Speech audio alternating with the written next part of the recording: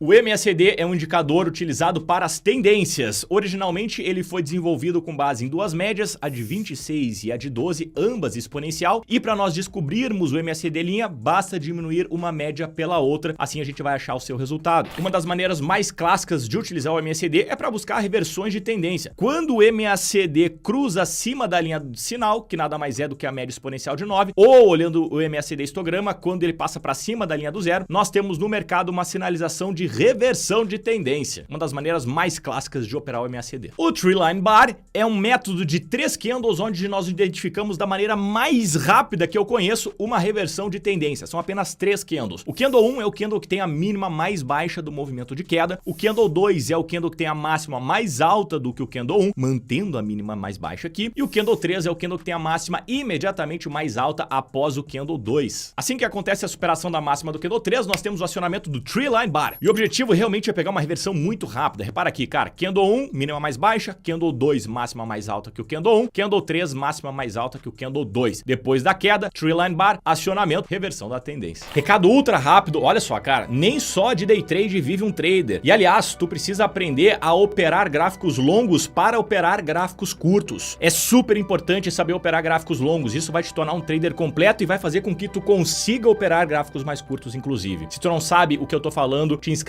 no evento Seu Próximo Nível, porque lá eu vou te explicar tudo que tu precisa sobre gráficos longos, tanto para day trade quanto para swing trade. Vai ser no dia 8 de julho, evento vai ser gratuito, é só tu te inscrever aqui abaixo. O IFR pode ser colocado junto ao Treeline Bar e o índice de força relativa tem o objetivo de sinalizar quando que a tendência é saudável ou não, quando que a tendência foi exagerada. O exagero vem após os níveis de FR superar acima dos 80 ou abaixo dos 20. Se tratando de oscilador, ele vai de 0 a 100. Acima dos 80 significa que o mercado subiu muito rápido e, portanto, provavelmente está exausto e significa que aquela tendência deve acabar e acontecer um respiro, podendo ser uma reversão de tendência ou não. Sobrecompra, níveis acima de 80. Sobrevenda, níveis abaixo de 20. Colocando o Treeline Bar nessas regiões pode ser algo muito inteligente. Suportes e resistências, como identificar de maneira clara e objetiva? Bom, para um suporte, tu vai precisar analisar um fundo. Um fundo é sempre quando nós temos um candle que tem a máxima e mínima mais alta do que o candle anterior. Dessa maneira, nós temos uma região de suporte. Todo fundo é suporte, importante. Para resistência, nós vamos querer a mesma coisa, porém análoga, um topo. A primeira vez que nós tivermos máximas e mínimas mais baixas que o candle anterior, nós temos a marcação de um topo e, portanto, uma zona de resistência onde os vendedores são mais fortes do que os compradores e, portanto, a gente deve pensar somente em vender. Vou te dar aqui uma dica muito fácil de como traçar um suporte. Pega o corpo mais baixo, pega a mínima mais baixa, traça duas linhas, temos aqui então uma zona de suporte. E sempre que o mercado se aproximar dessa região, é uma região onde tu deve pensar em comprar. Compradores mais fortes que vendedores, a gente vai querer surfar uma alta a partir desse ponto. Repara que aqui o mercado rompeu uma resistência, está acima do suporte pelo princípio da bipolaridade, o mercado volta a testar o suporte, deixa um sinal de compra, aqui a gente pensa em comprar, vislumbrando a tendência de alta. Compradores mais fortes que vendedores, só pensamos em comprar. Suportes e resistências são simplesmente um mundo, cara, dá pra escrever um livro só sobre isso, um curso só sobre isso, e caso tu queira te aprofundar, eu fiz um material super especial sobre isso e sobre outros pontos extremamente relevantes para um trader ser lucrativo e consistente. Caso tu queira te aprofundar, vou deixar o link aqui abaixo na descrição, só tu clicar lá e ver o que eu tô falando. Lawrence, eu já vi isso em algum lugar, você não é Smart Money? Vamos falar sobre Smart Money. Lawrence, tu vai resumir Smart Money em 30 segundos? Não, cara, a gente vai precisar bem menos do que isso. Smart Money nada mais é do que um momento em que o mercado rompe falso. Dentro de uma tendência de baixa, a gente vai aguardar o mercado romper fundos anteriores, vai esperar o rompimento falso, vai aguardar o pullback para buscar a retomada da alta. Smart Money, rompimento falso com pullback, deu. Mas o que é o rompimento falso, Lawrence? Rompimento falso é quando o mercado sinaliza uma alta com candle fechado depois de uma região que foi testada de preferência diversas vezes. Nós temos aqui uma região de resistência testada 3 vezes com o mercado rompendo para cima. O rompimento falso acontece quando o mercado fecha abaixo da mínima desse candle e a gente pode lucrar em cima deste movimento colocando uma entrada na perda mínima do rompimento falso, nesse caso da barra vermelha, vislumbrando uma tendência de queda. E como nós identificamos rompimento falso? Através do volume. Um indicador importantíssimo que nos sinaliza se um rompimento tem mais chance de ser verdadeiro ou falso. Rompimentos que têm alto volume são rompimentos que têm alta propensão de serem verdadeiros, porque tem muitos players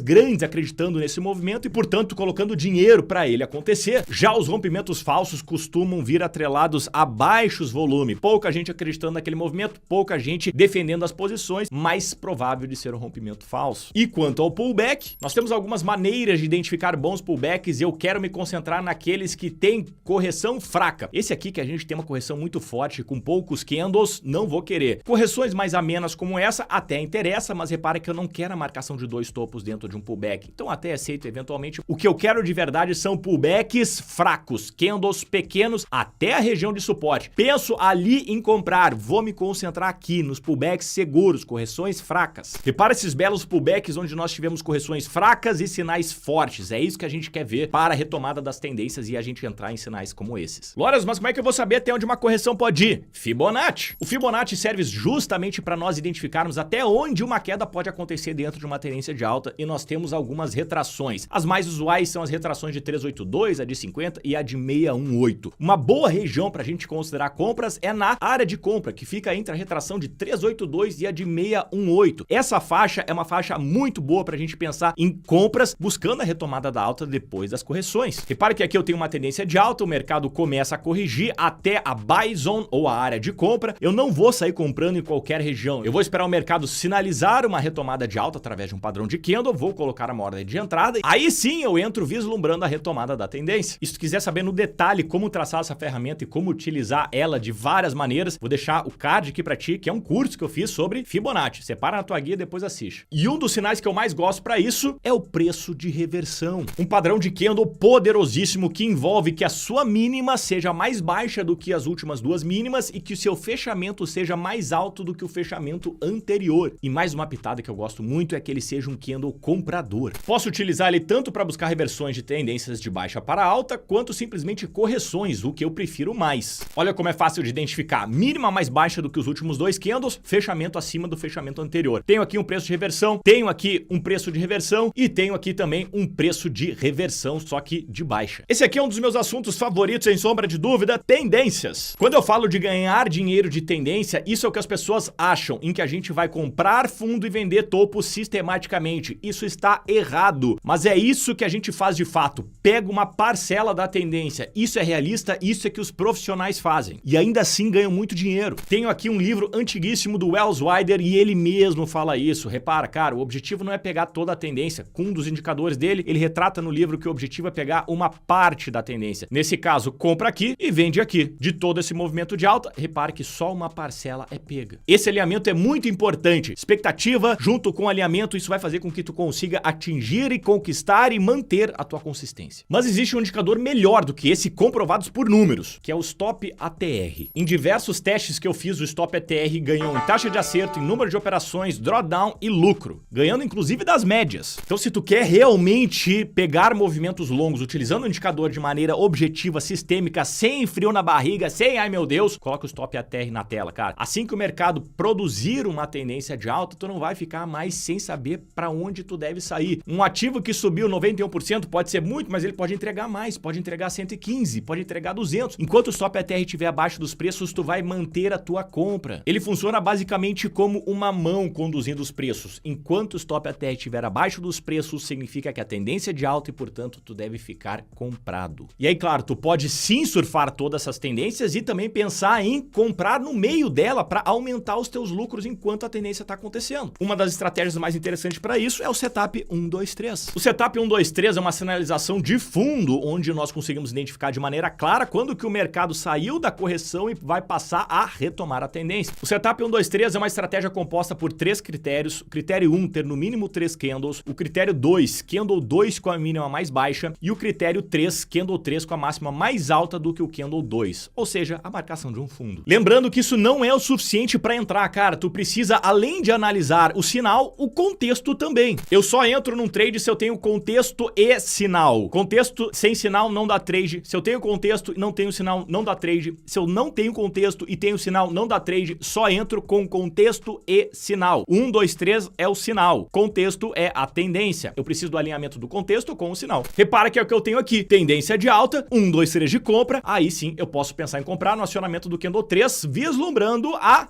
tendência de alta. Uma outra maneira de identificar sinais é através do candle a candle. O candle a candle é uma maneira de entender o movimento dos candles. Repara que este mesmo cara aqui poderia ser de diversas maneiras. Um movimento de baixa, de baixa, ou movimento de alta, alta, ou ainda um movimento de alta, baixa.